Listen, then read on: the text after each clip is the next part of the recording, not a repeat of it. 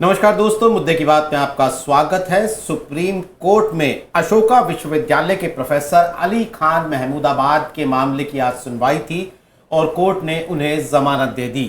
Operation सिंदूर पर उनकी एक सोशल मीडिया पोस्ट के कारण प्रोफेसर महमूदाबाद को गिरफ्तार किया गया था। उनकी गिरफ्तारी फ्रीडम ऑफ स्पीच यानी अभिव्यक्ति की आज़ादी का सवाल नए सिरे से खड़ा कर रही है।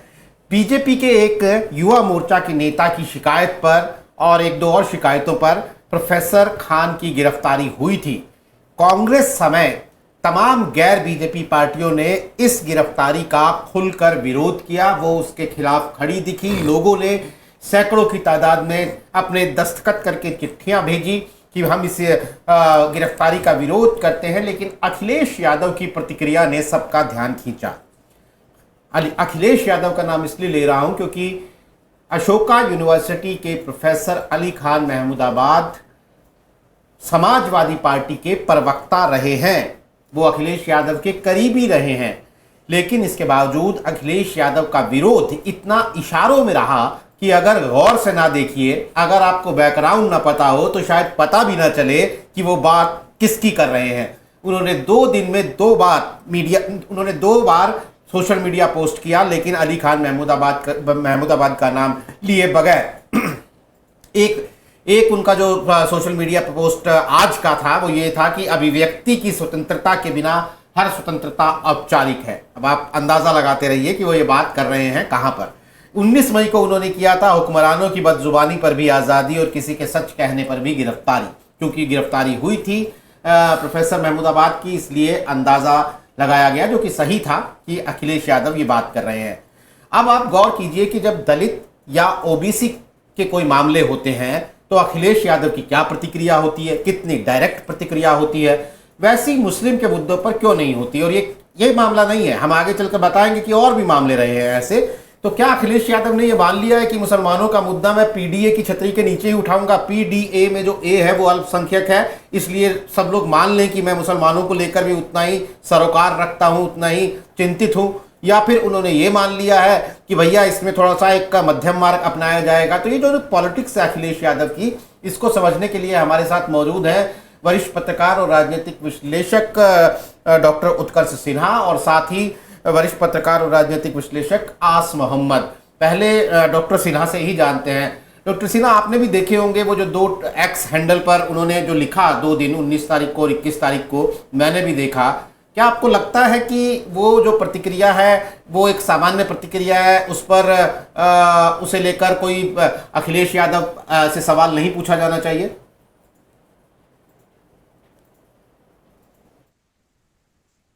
देखिए, जाहिर सी बात है कि जब इस तरह की चीजें होती हैं तो सवाल तो उठते ही हैं।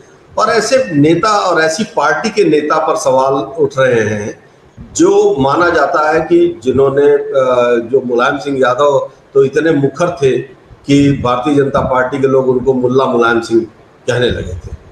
और एक छाप लग गई थी समाजवादी पार्टी पे MY समीकरण की।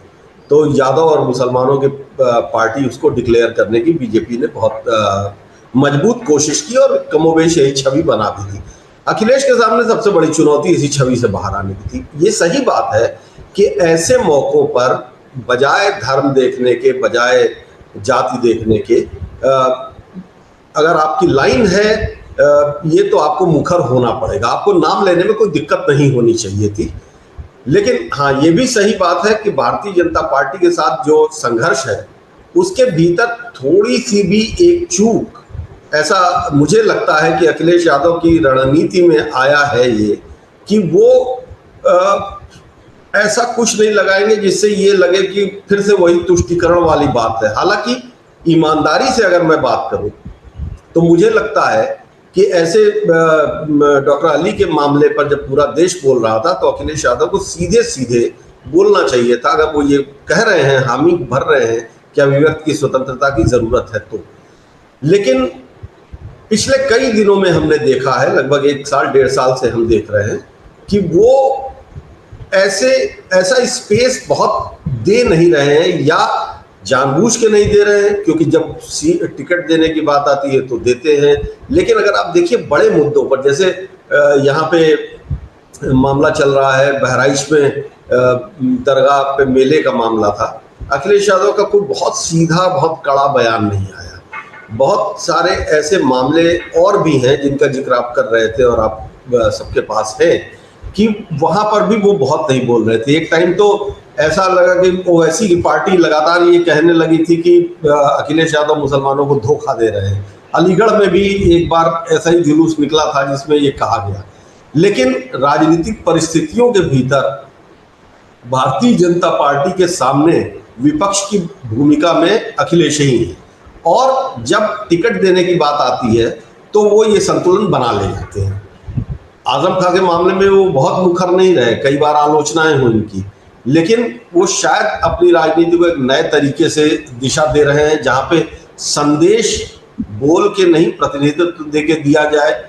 अब प्रश्न तो हैं, और प्रश्न इसलिए है कि ऐसे मामलों पर उनकी पार्टी पहले बहुत ज्यादा मुखर होकर बोलती थी, और अब जब नहीं बोल रही है तो वो भी सवाल ही है। जी आस मोहम्मद, हमारी स्क्रीन पर वो आंकड़े चल रहे हैं पिछले कुछ चुनावों में किस तरह से मुस्लिम वोट का पैटर्न रहा है। तो हम देखते हैं कि 2017 के विधानसभा चुनाव में समाजवादी पार्टी के खाते में 46% मुस्लिम वोट आया था उत्तर प्रदेश में, और 2024 के लोकसभा चुनावों में ये 92% है। डबल, 3 चुनाव होते होते ये 7 साल में डबल हो गया। और बीजेपी के हिस्से का जो थोड़ा बहुत था वो भी कट के इधर आया, और मायावती के हिस्से का तो एकदम पूरा का पूरा मुस्लिम वोट जो है वो अखिलेश यादव के खाते में आ गया। तो क्या अखिलेश यादव ने ये मान लिया है, क्योंकि 2022 के विधानसभा चुनाव में आजम खान के मामले के वक्त भी ये सवाल उठा था कि अखिलेश यादव जो है वो बचते बचाते अपना मुस्लिमों के प्रति समर्थन जो है वो बचते बचाते दिखाना चाहते हैं। तो क्या अखिलेश यादव ने मान लिया है कि मुझे तो ये वोट मिलना ही है, इसलिए मैं मुखर तौर पर इनकी बात करके हिंदुओं को क्यों नाराज करूं?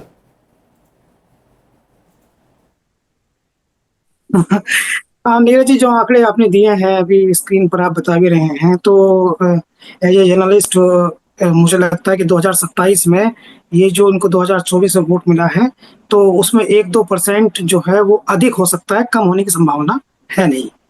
इसलिए नहीं है क्योंकि जो राजनीतिक परिदृश्य है उत्तर प्रदेश में वो 1-to-1 का है, बाइपोल इलेक्शन का है, और 2 ही राजनीतिक पार्टियों के बीच की लड़ाई दिख रही है। तो जो विपक्ष का वोट बैंक होगा वो इधर उधर जाने के मूड में ना 2024 में दिखाई दिया था, ना 2027 में दिखाई देगा। कोई लड़ाई इनको नुकसान पहुंचाएगी तो हो सकता है कि कांग्रेस के साथ कोई कन्फ्लिक्ट हो जाए, या फिर चंद्रशेखर का रोल अधिक बढ़ जाए, तो वो लड़ाई इनको नुकसान पहुंचा सकती है। बाकी तो और दूसरी संभावनाएं अलग है। अभी आपने जो कहा है, मैंने उत्कर्ष जी को सुना और काफी डिटेल में, बड़ी अच्छी बात उत्कर्ष जी ने कही, बहुत कायदे से उन्होंने समझाया भी। तो मैं इसको थोड़ा कंटिन्यू करना चाहूंगा ये कह करके कि अली खान महमूदाबाद जो है वो सीतापुर में एक रियासत है महमूदाबाद, आप लोग जानते हैं, और हजरतगंज जो है उस पर वो अपना मालिकाना हक बताते हैं, जो लखनऊ का हार्ट है, लखनऊ का दिल है। इसके अलावा तमाम उनके अरबों खरबों रुपए की प्रॉपर्टीज की बातचीत अक्सर होती रहती है। 3 साल पहले समाजवादी पार्टी के प्रवक्ता थे वो। 3 साल पहले उन्होंने पार्टीगत राजनीति छोड़ करके वो यूनिवर्सिटी में चले गए, और यूनिवर्सिटी में जाने के बाद में उन्होंने पढ़ाना शुरू कर दिया। अखिलेश यादव से उनके बेहद पारिवारिक रिश्ते हैं आज भी, और अली खान महमूदाबाद उन लोगों में से एक है जिनके सीधे अखिलेश यादव के घर के अंदर एंट्री है। पार्टी उनको मिलने के लिए समय लेने की आवश्यकता नहीं पड़ती, वो उनके पारिवारिक मित्र की तरह है। तो ये कह देना कि राजनीतिक तौर पर उनके पक्ष में खड़े नहीं हुए अखिलेश यादव, या उनके लिए ट्वीट नाम लेकर नहीं किया, तो उसका तो एक दृष्टिकोण ये भी हो सकता है कि क्या मालूम कपिल सिब्बल को उन्होंने ही भेजा हो, क्या मालूम कपिल सिब्बल पैरवी कर रहे हो, और भीतर की ऐसी कौन सी बात है जो मीडिया में नहीं आती है। तो ये तो एक अलग नजरिया है, लेकिन हाँ ये बात सही है बिल्कुल, जिस पॉइंट की तरफ आप इंडिकेट कर रहे हैं कि जिस प्रकार से मुखर होकर कांग्रेस बोलती है, जिस प्रकार से मुखर होकर राहुल गांधी बोलते हैं, या जिस प्रकार से इस मुद्दे में मुखर होकर के खड़गे जी बोले या कोई भी दूसरे नेता बोलते हैं, उस प्रकार, या प्रियंका गांधी बोलती हैं, उस प्रकार से मुसलमानों के मुद्दों पर अखिलेश यादव मुखर होकर नहीं बोलते, नाम लेके मुखर होकर लड़ाई नहीं लड़ते हैं, जिस प्रकार से रामजी लाल सुमन के पक्ष में खड़े हो गए थे। अब क्यों नहीं लड़ते हैं, इसके पीछे कोई स्ट्रेटजी है जिसके प्रति आपने एक बहुत बड़ा इशारा कर दिया है कि वो हिंदुओं को नाराज नहीं करना चाहते। क्या उनको ऐसा लगता है कि मुसलमान तो मुझे मिल ही रहा है? मुसलमान तो कहीं जा नहीं रहा, तो वो हमारी दशा और दिशा को समझ रहा है।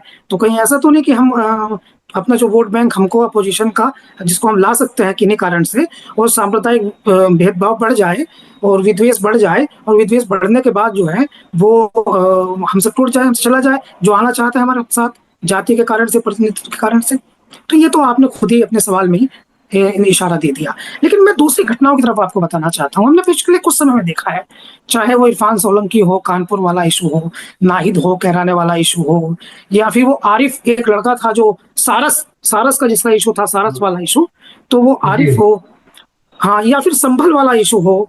तो हमने कई इशू में देखा है कि अखिलेश यादव ने, या आजम खां वाला इशू हो, तो हमने कई इशू में देखा है, आप एक एक करके 10 नाम ले लीजिए पूरे उत्तर प्रदेश में मुसलमानों के, तो उन सभी इश्यूज में अखिलेश यादव ने जिनके पक्ष में भी बोला है, अनफॉर्चुनेट कहिए, सरकार की सख्ती कहिए, उन्हें और अधिक सताया गया है। आप रिकॉर्ड देख लीजिए। आप अखिलेश यादव के बोलने से पहले क्या स्थिति है, अखिलेश यादव के बोलने के बाद संभल में क्या स्थिति बनी, अखिलेश यादव के बोलने के बाद कानपुर में क्या स्थिति बनी, अखिलेश यादव के बोलने के बाद कैराना में क्या स्थिति बनी। कैराना में तो एक इंपॉर्टेंट बात मैं आपको बता दूं कि इकरा हसन चुनाव जीती, लेकिन अखिलेश यादव कैंपेनिंग नहीं करने दिए, और इसलिए नहीं करने दिए क्योंकि वहां से ये मैसेज था कि अगर अखिलेश यादव आएंगे तो इकरा हसन को जो ठाकुर और जाट मिल रहे हैं वो नहीं मिलेंगे, इसलिए इससे अच्छा है कि वो प्रचार में यहाँ ना आए।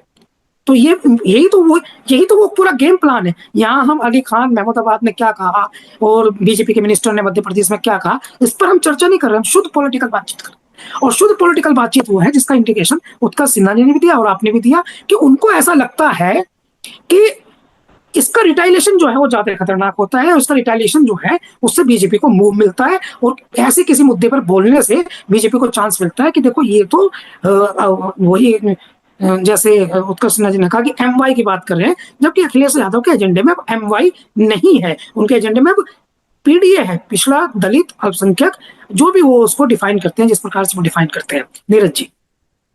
नहीं, बड़ी एक इंटरेस्टिंग बात है, जिसके लिए मुखर होते हैं उस पर और एक्शन तेज हो जाता है। मतलब ये भी एक गजब की बात है, और आगे भी देखा जाएगा कि अखिलेश यादव कहाँ किस पर मुखर हो रहे हैं और क्या एक्शन हो रहा है। लेकिन उत्कर्ष सर, सवाल मुस्लिम राजनीति का है। उत्तर प्रदेश में मुस्लिम राजनीति जिस समीकरण की बात अभी आस भाई कर रहे थे कि एमवाई पर अब अखिलेश यादव फोकस नहीं है, एक वक्त में एमवाई का समीकरण विनिंग समीकरण था उत्तर प्रदेश में समाजवादी पार्टी के लिए। 30% के आसपास वोट शेयर जब हासिल कर लेती थी कोई पार्टी तो उसको वो लोकसभा उत्तर विधानसभा चुनाव जीत जाती थी। अब भाजपा ने इसको बढ़ाकर 40% 42% तक उसको कर दिया है, और इसी को तोड़ने के क्रम में अखिलेश यादव लगे हुए हैं। 2022 में 37% पर आके रुक गए। क्या मुस्लिम राजनीति उत्तर प्रदेश की इतनी हाशिए पर चली गई है कि अब मुस्लिम वोटर्स के लिए खुलकर कोई उतरने के लिए तैयार नहीं है? देखिए, अखिलेश यादव भले इशारों में बात कर रहे हैं, लेकिन आदमी जान रहा है कि अली खान महमूदाबाद के लिए बात कर रहे हैं वो, लेकिन इशारों में बात करने के पीछे का डर भी आदमी समझ रहा है। क्या मुसलमानों की हैसियत इतनी नहीं रह गई है कि वो किसी एक ऐसी पार्टी के तरफदार, किसी एक ऐसी पार्टी के पीछे खड़े हों जो उनके लिए खुल के सपोर्ट करती हो, इतना नफा नुकसान गणित की भाषा में न समझना चाहती हो? या मुसलमान जान चुका है कि अब एकमात्र सहारा उत्तर प्रदेश में अखिलेश यादव ही है? या इसका उल्टा कर ले, अखिलेश यादव भी ये बात जान चुके हैं? नहीं अमीश जी, देखिए, ये आखिरी लाइन जो आपने कही वो बिल्कुल सच है, वो दोनों जान चुके हैं, वो अपनी जगह पे है। हाँ, ये सही है कि उत्तर प्रदेश में राजनीति के ग्रामर में बदलाव आया है, और ग्रामर में बदलाव आया। बीजेपी जिस तरह से एग्रेसिव हिंदुत्व पे रही, और जिस तरह से 10 साल, अब तो आप 10 साल से ज़्यादा, मतलब 10 साल करीब हो जाएंगे, तो और वो भी योगी आदित्यनाथ के नेतृत्व में हो जाएंगे, तो ऐसे में एक पूरा माहौल, एक पूरा तंत्र ऐसा बन गया है कि जैसे ही अगर आप कोई भी नेता जेन्युइन बात भी किसी उसको करे, तो वो तुरंत उसको मुस्लिम तुष्टीकरण में तब्दील करके और उसको तुरंत उसका रिवर्स पोलराइजेशन होने लगा है। ऐसे में अपोजिशन को भी समझ में आ गया है कि पॉलिटिकल ग्रामर जो है इस वक्त का वो क्या है, और इसलिए मैं बार बार कह रहा हूं कि, और आपने जो कहा कि अखिलेश को समझ में आ गया कि मुसलमान कहने जाएगा, मुसलमान समझ गया है कि अखिलेश उसके हैं, तो ये समझदारी जो है ना, ये अंडरस्टैंडिंग जो है वो काम कर रही है। फिलहाल वो भरोसा बना हुआ है। अब उसमें ये है कि आप बहुत मुखर होइए तो बुलडोजर भी है, अगर आप बहुत मुखर होइए तो और भी कार्रवाइयाँ हैं, मुकदमे हैं, छापे हैं। मेरे कुछ दिन पहले बात हो रही थी समाजवादी पार्टी के कुछ युवा नेताओं से, तो मैंने उनसे यही पूछा कि भाई आखिर समाजवादी पार्टी जो सड़क पे निकल जाती थी हर बात पे और हल्ला बोल होती थी, वो चरित्र क्यों बदल रहा है? तो उन्होंने कहा कि देखिए एक बहुत सीधी बात यह है कि आज की तारीख में हम चुनाव लड़ने की स्थिति में बचे रहें, इसके लिए बहुत कुछ सोचना पड़ रहा है। हम सड़क पे लड़ने में पीछे नहीं हैं, लेकिन उसके बाद फिर हमारे कार्यकर्ताओं को जिस तरह से डिमोलिश कर दिया जा रहा है, जिस तरीके से उनके ऊपर मुकदमे लाद दिए जा रहे हैं, तो फिर वो होगा कि जब चुनाव का टाइम आएगा तब तो हम हमारी स्ट्रेंथ ही नहीं रहेगी। तो इसलिए हम अपने विरोध के तरीकों को फिलहाल बदले हुए स्ट्रेटेजिक बदलाव है, और मुझे लगता है कि ये स्ट्रेटेजिक बदलाव जो जिसकी बात हो रही है, ये ऊपर से रणनीति के तौर पर है, क्योंकि ये भी बात सच है कि इस दौर में आप जैसे बहुत चीज़ों पर बहुत ज़्यादा मुखर होने के खतरे भी हैं। तो मुझे लग रहा है कि अखिलेश यादव और मुस्लिम समाज के वोटरों के बीच में एक ये अंडरस्टैंडिंग है कि अभी तक का जो रिकॉर्ड रहा है उसमें यह है कि हक और हकदारी की जब बात होती है तो उनको उनका हिस्सा मिलता है, या उनकी जो बात रहती है वो संरक्षित होती है। लेकिन ये जो इम्पीचमेंट, जो तुष्टीकरण वाला एक थ्रो है, वो बहुत खतरनाक होता है। तो उस खतरे को बचाते हुए राजनीति के नए ग्रामर के हिसाब से अपने डायलॉग्स लिखना, अपने स्क्रिप्ट लिखना, ये बहुत जरूरी हो गया है। सही बात है भाई। उस सियासत का नीरज जी क्या फायदा जो आप चुनाव ही न जीत पाए जिस सियासत से।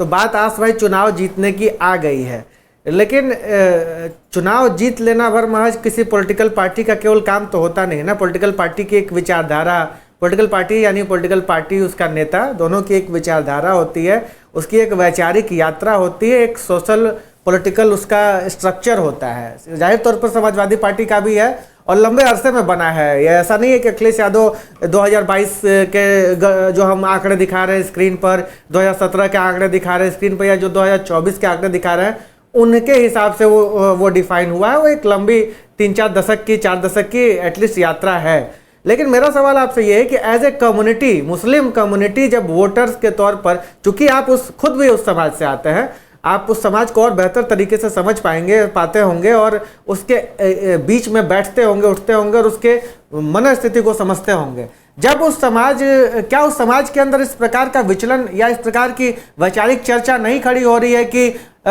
इस बात के डर से आप हमारी बात नहीं करेंगे कि हिंदू पोलराइज हो जाएगा?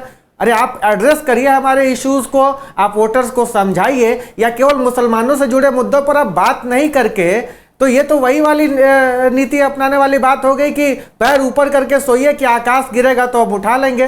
भाई जो चीज सामने है, जो चीज आने वाला आसन्न संकट है, मान लीजिए आपको सियासी तौर पर, आपको उसको एड्रेस करना पड़ेगा। या उसकी बात नहीं करके आप क्या मुसलमान कम्युनिटी को के अंदर एक निराशा वाली स्थिति नहीं डाल रहे हैं? जो कम्युनिटी आपके पीछे 90% वोट के साथ खड़ी है अपनी ताकत लेकर, उस कम्युनिटी को क्या आप निराश नहीं कर रहे? और इस निराशा के क्या लंबे अरसे में उत्पन्न होने वाले खतरे को लेकर अखिलेश यादव चिंतित नहीं है? अरे भाई चंद्रशेखर आजाद मुस्लिम सियासत कर रहे हैं, राहुल गांधी मुस्लिम सियासत कर रहे हैं, अब तो मायावती भी मुस्लिम सियासत करती हुई नजर आ रही है, जो नई बसपा अभी बनती दिख रही है। तो क्या ये खतरा अखिलेश यादव को नहीं लग रहा है कि गढ़ आया पर सिंह गया वाली कहावत उनके साथ ना हो जाए? देखिए अमीश जी, मेरे लिए आपके सवाल का जवाब देना जो है वो बिल्कुल कठिन नहीं है, लेकिन अगर आप यही सवाल किसी समाजवादी पार्टी के प्रवक्ता से पूछ लेते तो ये सवाल बहुत कठिन हो जाता।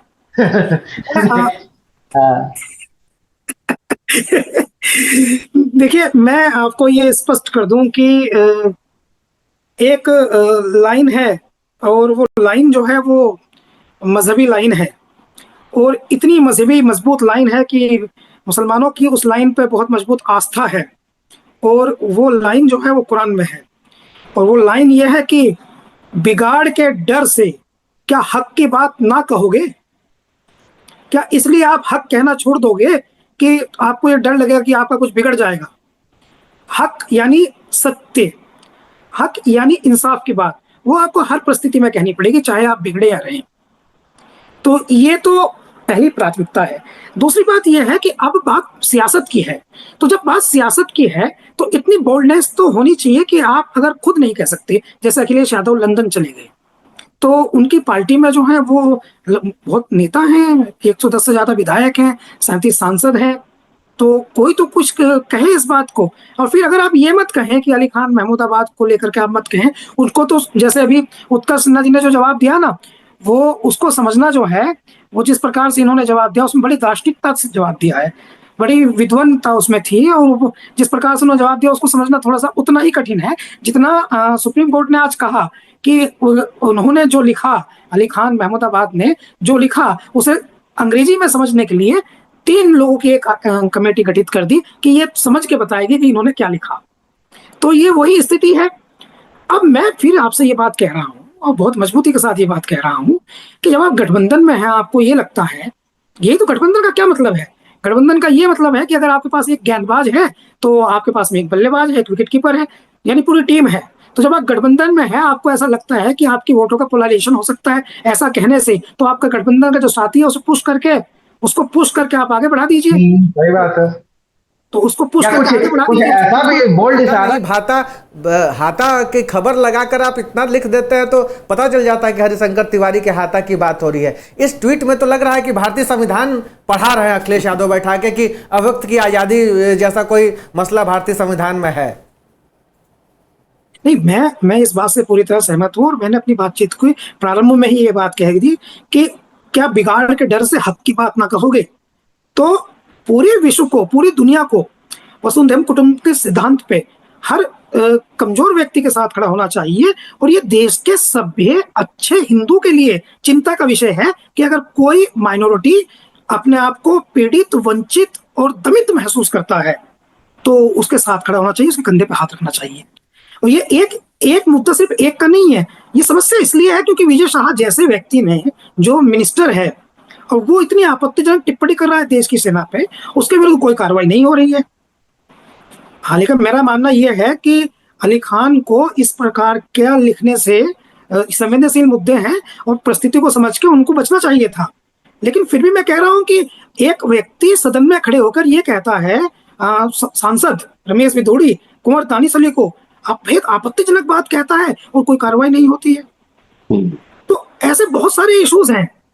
तो ये तो आपने पूछ लिया ना कि आप मुसलमान हैं, तो बतौर मुसलमान मैं बता रहा हूँ आपको, तो समाज में इस प्रकार से ये बहुत नकारात्मक जाता है, और उनको ऐसा लगता है कि वो इस परिस्थिति में है, वो मजलूम हो गए हैं, और उनकी तो बात कहने की हिम्मत भी कोई नहीं जुटा पा रहा है। ये समस्या है। कहने पर विधोड़ी पर कार्रवाई पर हुई चाहे नहीं हुई, लेकिन जनता ने कार्रवाई कर दी, लोकतांत्रिक तरीके से एक संदेश दे दिया। कहीं सहारा है अमीश जी? जी।